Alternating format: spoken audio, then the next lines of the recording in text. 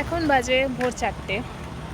আমি অফিস থেকে বাড়ি যাচ্ছি, তখন হঠাৎ করে আমাদের গাড়িটা পিছনে অ্যাক্সিডেন্ট হলো। আর পিছনে অনেকটা খুব বাজে অবস্থা। তো আমি পিছনে অ্যাটাচ করে দিচ্ছি এই ভিডিওর পরে যে কীরকম অবস্থা। লেটস সি কী হয়। এখন ওদিকে ঝামেলা হচ্ছে, আমি এদিকে দাঁড়িয়ে আছি। লাস্ট আধ ঘন্টা ধরে আমরা রাস্তায় দাঁড়িয়ে আছি, কখন বাড়ি যাবো তার কোনো ঠিক নেই।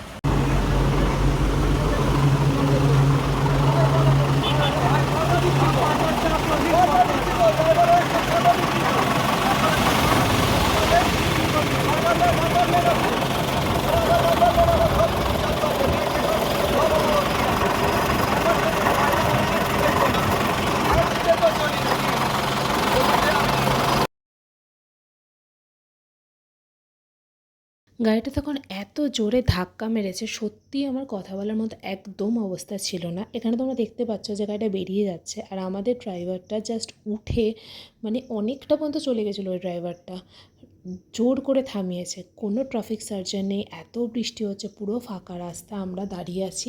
জাস্ট এরপরে তোমরা দেখতে পারবে গাড়িটার অবস্থা, মানে আমরা জাস্ট কিচ্ছু করতে পারলাম না। এটাই হচ্ছে সবচেয়ে বড় আমাদের কষ্টটা, কিচ্ছু করতে পারলাম না।